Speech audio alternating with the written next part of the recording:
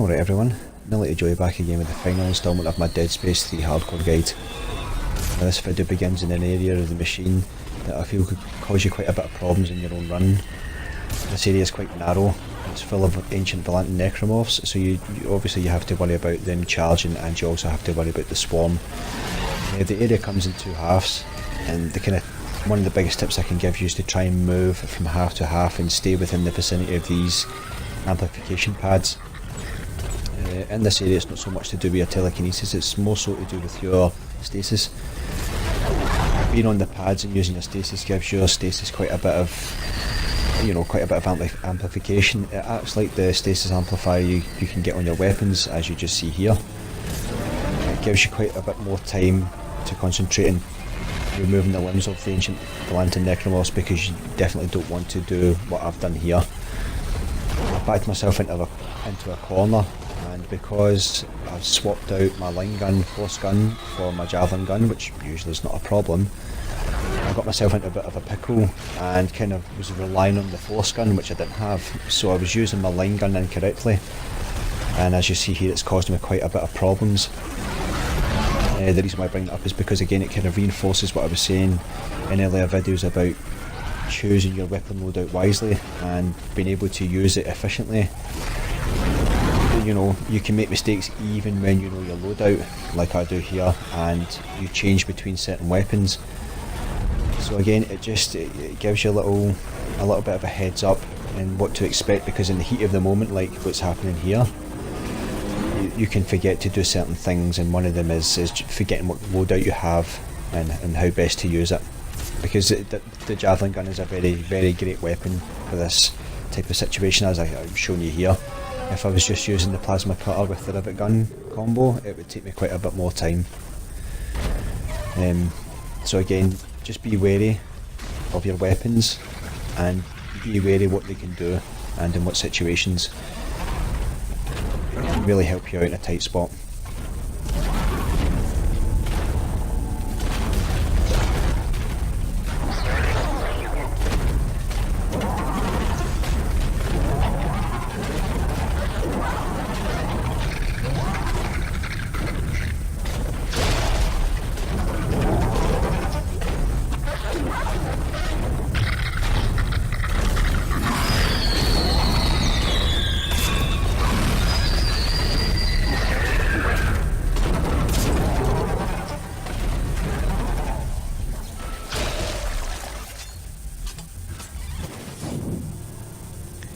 So this next sequence is the ascent up the machine.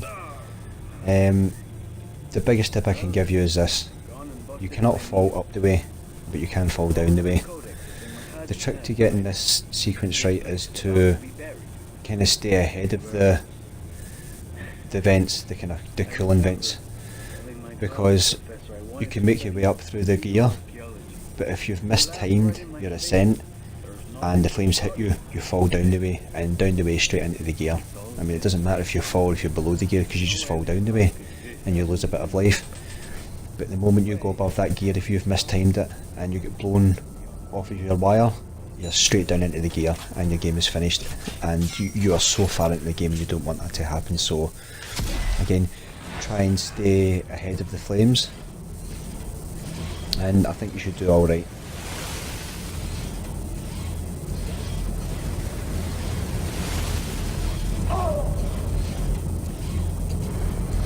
Another tip is not to rush this section. If you miss an opening through the gear, don't try and rush your way through it and stasis the gear once or twice. 9 times out of 10 it won't work, and again you don't want to be going back to the home screen and starting the game again. So like I said, you wouldn't want to go up the opposite way.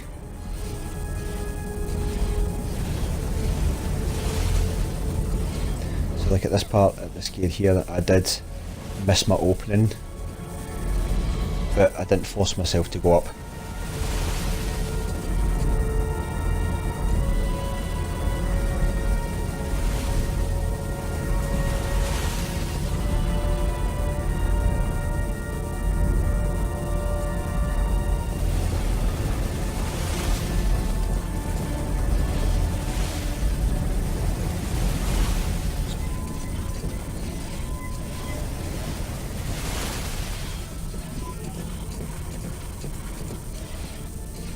So hopefully you've made it this far, and it's easy sailing from here. Now when you get to the top, something can happen. There can be a glitch, and what would happen is you would fall straight over the edge of the machine and down, and that would be a glitch. The good thing is though, it won't affect your hardcore run. You won't have to start again. All the game will do is when you restart it, it will restart you to a checkpoint. You won't have to restart the game again. So that's just a little heads up as well. If you get to the top here and you fall over into the glitch, don't panic, your hardcore run won't be over. So these next two sequences you should treat like the drill from when you were on Tower Volantis. You just want to keep moving and try and do these two sequences as fast as you can. You will encounter Necromorphs and you will have to take out Necromorphs, but again, your goal is to try and do these sequences as fast as you can. You have a whole load of flying debris behind you, and in that debris is a big massive blade. It's like a fan blade, and again if that hits you, it's game over. The Necromorphs won't kill you outright, but the fan will. So again, try and do this as fast as you can.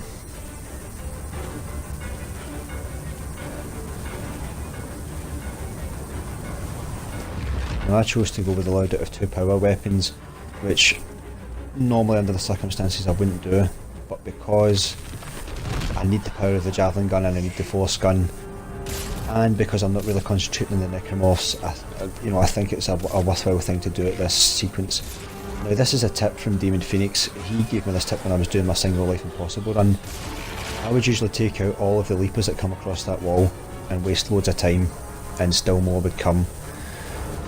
Not only do you have to deal with all these leapers, you have to deal with the Ancient Volant Necromorph that comes out, but you have to also take these out at the same time, these tentacles.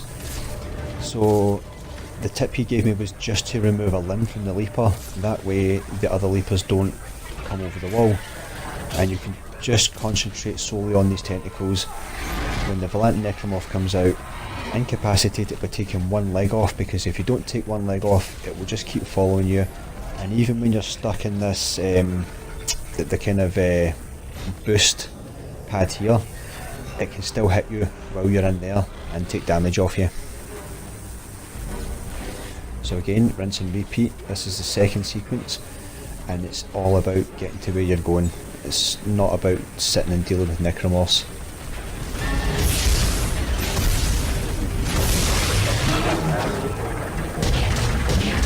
If you get hit, just work your way back, move back, going in the direction that you need to be going.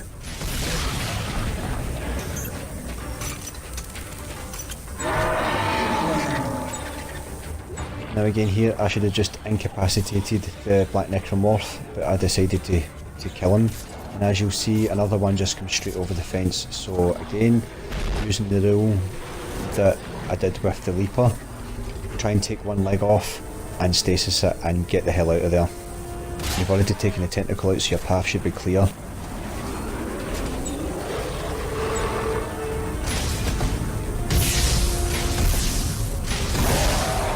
As you can see there in the distance, you can see the blade coming.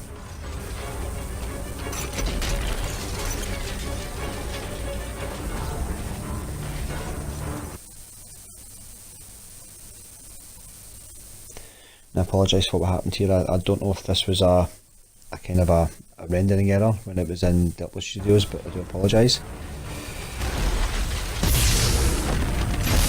So again, just quickly deal with every Necromorph that comes in front of you that you have to deal with, and run.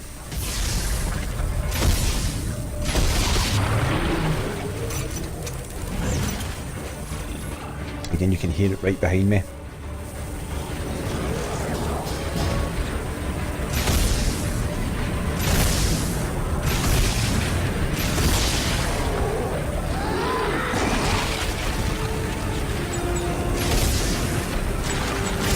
Now, even though I got hit by the puke ball, I'm still moving forward.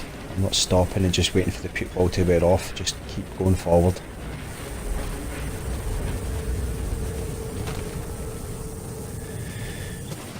Now, this is the last time you're going to be able to enter the suit kiosk or activate a bench, so if you have to upgrade your suit, now would be the time, and if you have to upgrade any weapons, now would be the time. because you will not get another chance. Now I've included this sequence because it can trip up a lot of people.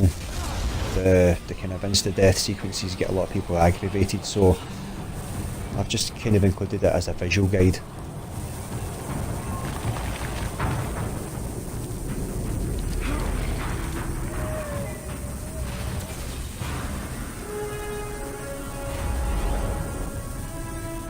I have been wiped out here before. When I was doing my hardcore runs, most of the time I would start the game and do the game all in the one go. So I'd spent, I think it must have been about 6 hours, and I'd got to this part and I got hit by this communications tower. Right here. And I was not pleased, I was not best pleased at all. It was about maybe 5 o'clock in the morning where I am. So I actually went to sleep gutted. But such is the nature of the playthrough.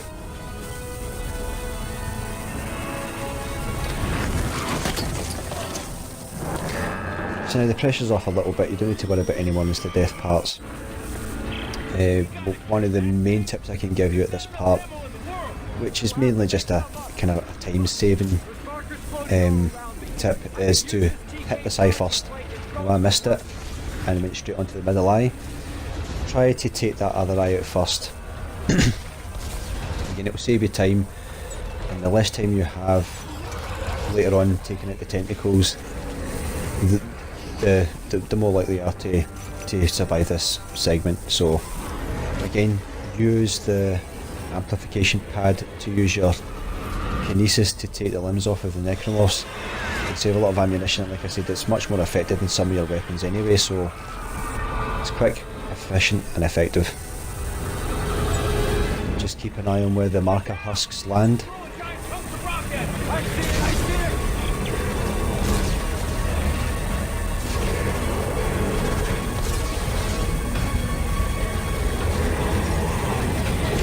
And now this is the time for you to go. You can go mental here, you can use your stasis as much as you want. You can go overboard with your weapons. Anything you need to do to survive.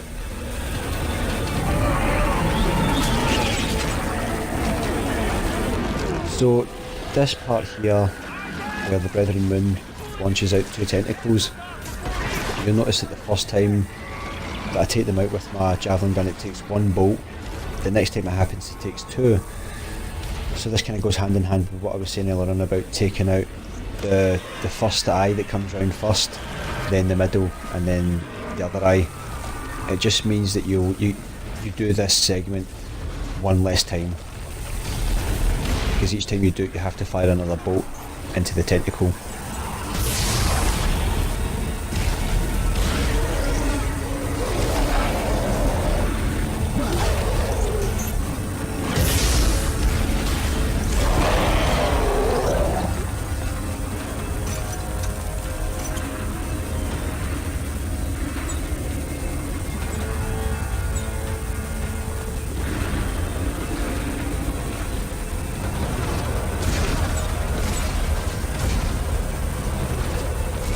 Again, keep an eye on the marker husks, because in the later stages of this boss fight you're dealing with primarily Twitchers and Black Necromorphs, and they can quickly drain your energy and your life down.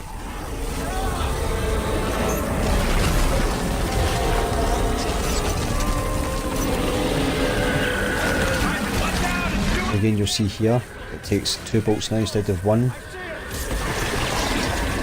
If I was to do that a 3rd time it would take 3 bolts per tentacle.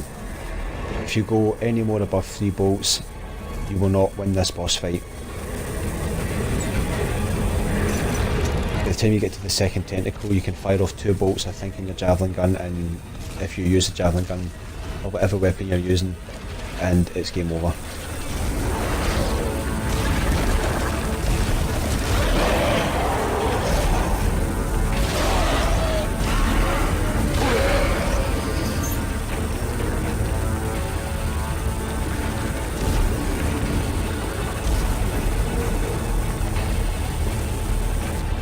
Another handy tip as well is try and have your kinesis upgraded to its maximum capacity. because you'll be able to retrieve markers from a further distance. So, that's the Brethren Moon taken care of. The codex is about to be switched back on. Now, I like to see this as a little Easter egg for what may be to come for Dead Space. If you look at Isaac's head, he has one hell of a head wound. To me, I would guess that Awaken was basically a hallucination by Isaac. It didn't really happen. So, that's just my opinion, and maybe me clinging to the hope that another Dead Space game will come. Anyway, that's the end of my Dead Space 3 hardcore guide. I hope you enjoyed the guide. I hope you gained, and actually more importantly, I hope you gained some hints and tips to help you out in your own playthrough. Absolutely love Dead Space, and absolutely love Dead Space 3. I think it's such an underrated and underappreciated addition to the trilogy. The game has so much replayability, it has so much depth, and to me it combined the best of both 1 and 2. So I hope while you're doing your hardcore run, because of the situation you're in, you maybe learn to appreciate the game a little bit more, and then hopefully you can hope yourself that a new Dead Space will come. So again, this is Nelly Joy. Thank you very much for watching my Dead Space 3 hardcore guide. I hope it helped you out, and I will see you later. Isaac? Isaac? Are you there? Kava? Isaac? You're gone, aren't you?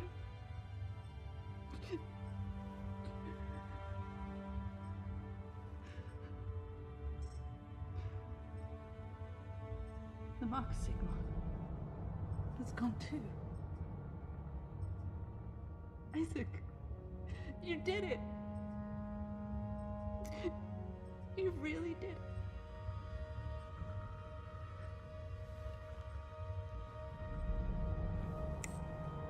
Earth space coordinates confirmed. Shock drive enabled. Standing by.